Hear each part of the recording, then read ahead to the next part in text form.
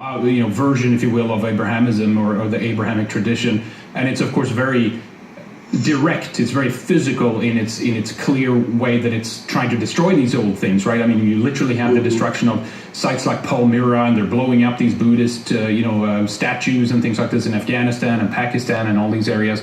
So that's a very direct approach that people can see. But how would you say that the other branches of the Abrahamic traditions, and maybe then even in the extension, the kind of liberal modern world order that we have today to a certain extent, how are they destructive in the same way? I mean, what I'm getting at is that Islam is it's clear, you can see that very clearly, but what would you say how the others also are very much destroying it in the same way, but it's maybe more, I don't know, mental to a certain extent than Islam. It's very physical, right? Yes, when it comes to Islam, yes, Islam basically is, very, very physical. But yeah, let's get to that in a second. I would like to get to the very root of what is Abrahamism, first of all, because there are many people who have heard this term, the Abrahamic religions, and generally they understand that the Abrahamic religions means Judaism, Christianity, and Islam, but they don't quite understand what is the metaphysical significance of Abrahamism. So with your indulgence, if you don't mind, I just want to talk about this a little bit because almost no one has, previous to my writing about this in the Dharma Manifesto.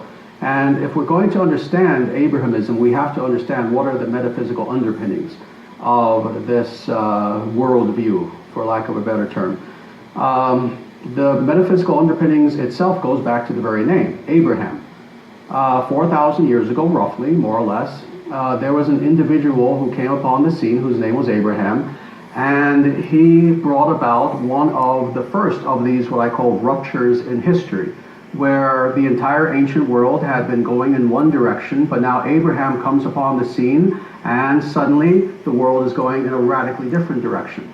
But the question is why? And again, there are metaphysical reasons for why this is the case.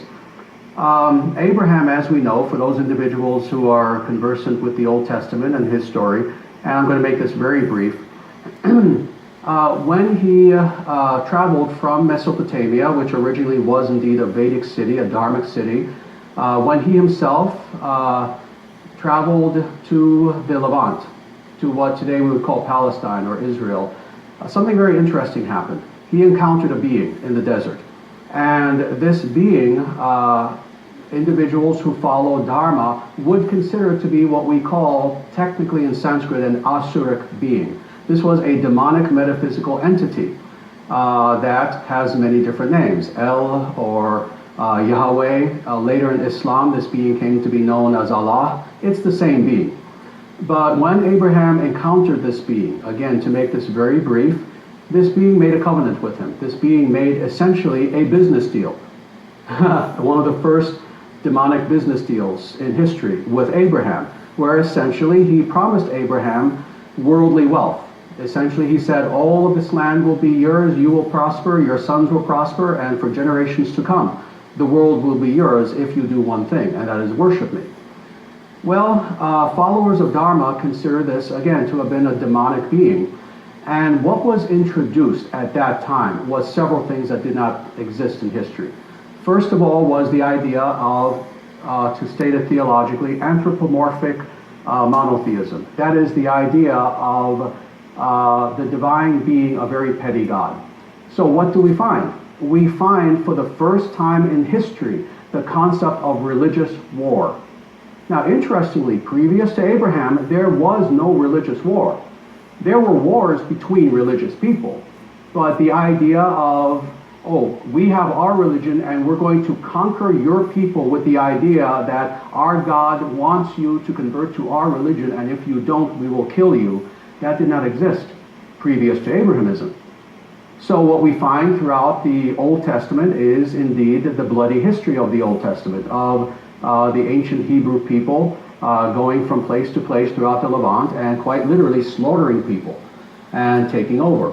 Well, we find the same mindset in early Christianity. And with Christianity, I have to make a very important distinction because Christianity is a very interesting thing. Personally, I find a lot of inspiration in the person of Jesus, in his teachings, in his life actions, etc., his personality, his characteristics. I consider Jesus to be someone himself who actually rebelled against Abrahamism. If you read the New Testament, which I have many times, I've actually studied the New Testament under some of the world's best theologians and theological professors. If you read the New Testament, it's obvious he was rejecting Abrahamism. He was rejecting the Jewish religion. He was rejecting the worship of Yahweh.